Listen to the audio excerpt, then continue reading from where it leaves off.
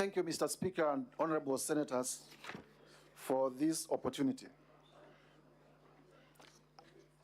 I have, from the questions that have come across, there are many that relate to the companies, and with your indulgence, allow me to start from there.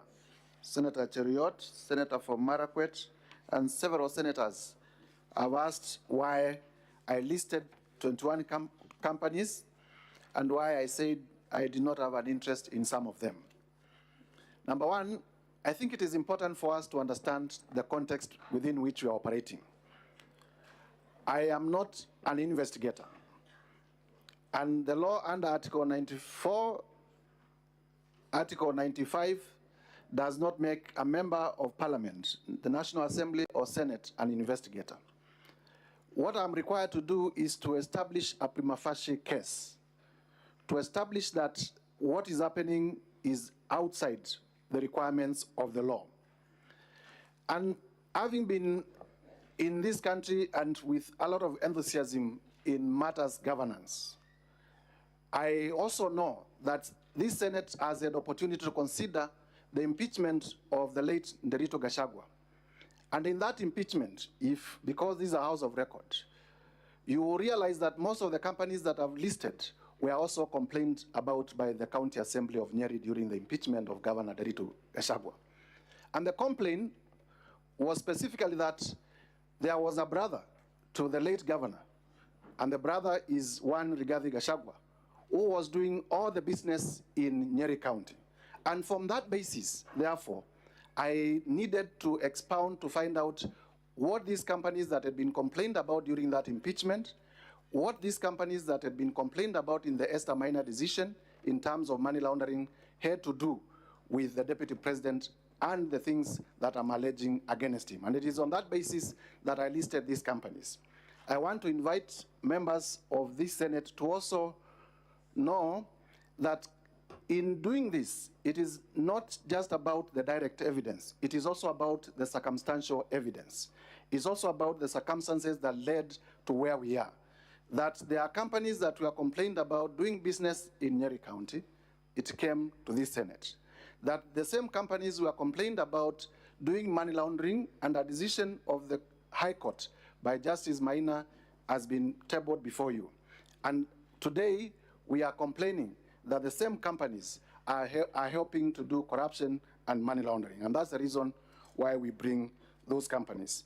Please notice that in an impeachment, because I've been asked about threshold, and I know you know about it, my work here is not to prove criminal liability. It is not to prove beyond reasonable doubt. My work here is not to prove civil liability, but to show political responsibility. And I have been able to do that. In terms of Vipingo Ridge, the question I want to invite honorable senators, and I request that you listen to me. I was told yesterday that Vipingo Ridge, the two sons of His Excellency the Deputy President, are mere directors, and that the shares are owned by the estate of the late Nderito Gachagua. But then you ask yourself, all of you here, you have children, why would my brother's children own my estate and not my children?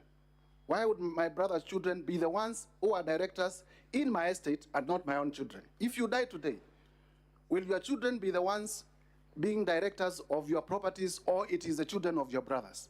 Don't you see this is suspicious? It is obviously suspicious. Number two, in law, and I want to challenge anyone. An estate, what is an estate? An estate is the totality of your belongings. So, can an estate own an estate? It is administrators. We would expect that the executors in the estate who are named in the will are the ones who would have been named in the shareholding. And we know all these trick games that are being played around to hide ownership. And that, because I talked about circumstantial evidence, that is to be compared with the affidavit of Mr. Jomo in terms of how Jomo was approached to be proxy in buying the property, and how Jahenda, the question that has been asked, is the one operating the accounts. And we have been able to show that the same Jahenda, the same lady who works at the DP's office, is the same person who is the manager at the hotel and is the one who is operating the accounts. So I invite you to see the web of secrecy, the web of conspiracy. It is a web. And this is why I said these are white-collar crimes. They are done by intelligent people. Sometimes it becomes very difficult to get direct evidence, but in the totality of the circumstances, it points to money laundering and corruption. Let me now go to Senator for Nandi, my good friend, Senator Cherangei. Thank you very much for the Bible verse. I'll keep on reading it, and every time I read it, I will remember you. 5.2 billion worth. Did I ask for the worth declaration? I have said here I was not in an investigation journey. I was doing my role under the law to establish a prima facie case. And the last I know, in terms of public declaration, because this has also been asked, the Deputy President, during the presidential debate, as a candidate for election, did declare that it was worth 800 million shillings. I have listed companies, I have listed suspicious transactions that lead me to the conclusion that it is now worth 5.2 billion shillings. The law on unexplained assets, because this is important. The law on unexplained assets is such that you are asked, you own this, please tell us how you acquired it. Because as far as we know, your legitimate income cannot support this. That is what I have done. I have listed properties that I have laid evidence that they are either directly or indirectly owned by the Deputy President. It is upon him, and this law is established, it is upon him to tell us where he got money to buy those properties, because in as far as we know, his legitimate sources of income do not support that income. Senator Kinyua, thank you for the question.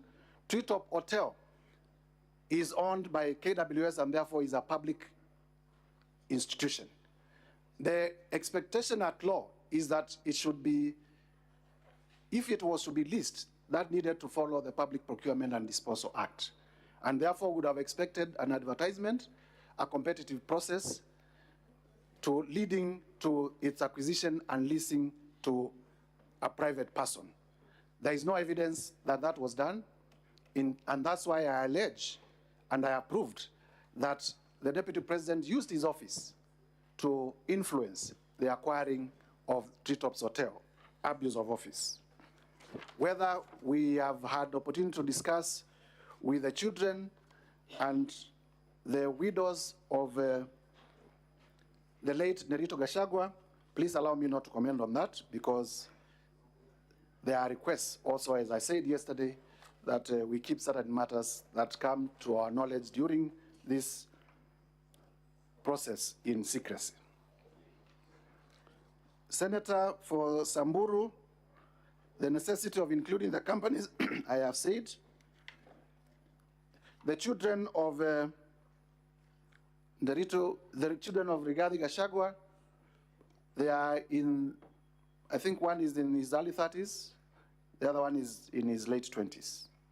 Whether there is an age limit for somebody to obtain a loan of 700 million, no, there isn't an age limit, but the guess, yours and mine, how many children of that age in the Republic of Kenya would have security enough to secure a loan of 600 million?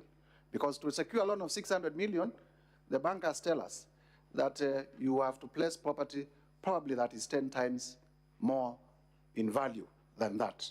When did they acquire that property? Number two, it is not our evidence, and this is important for me to clarify, that Abadea's Safari Lodges was acquired through a loan. It is an explanation that we have discounted. He said that they obtained a loan of 600 million, but the only document that was produced is an offer letter for the loan. There is no evidence to show that the loan was granted. There is no evidence to show any charge on that loan. And therefore, it is our contention that that explanation is not conclusive. that explanation cannot suffice.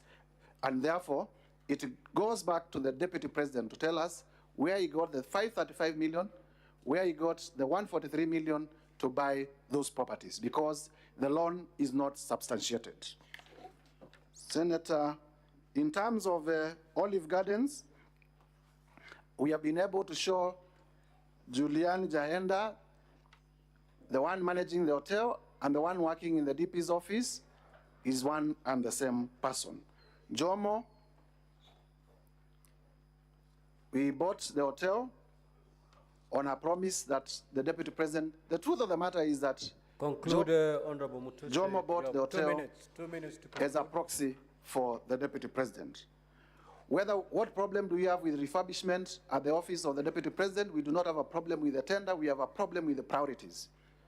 Kenyans today, and the Deputy President is talking about it, are crying about services. Is it a priority to renovate the office, or is it a priority to give water to the people of Kibwezi?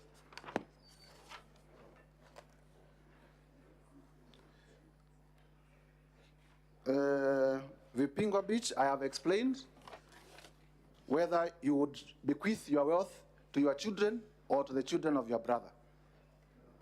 Senator of Meru, the property, there is an admission from the response by the DP that he actually owns a property in Meru, so I do not need to belabor that point. He has already admitted he owns a property in Meru, but he says he got a loan from one of the local circles. He has not produced evidence for that loan. And therefore, to my contention, that issue is already proved.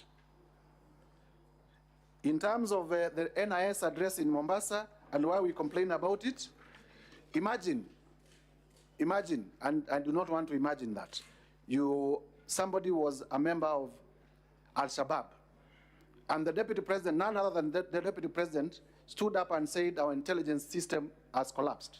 Wouldn't that be the right time to strike? That is the risk that the country faced by that particular announcement. I thank you, Mr. Speaker. Thank you.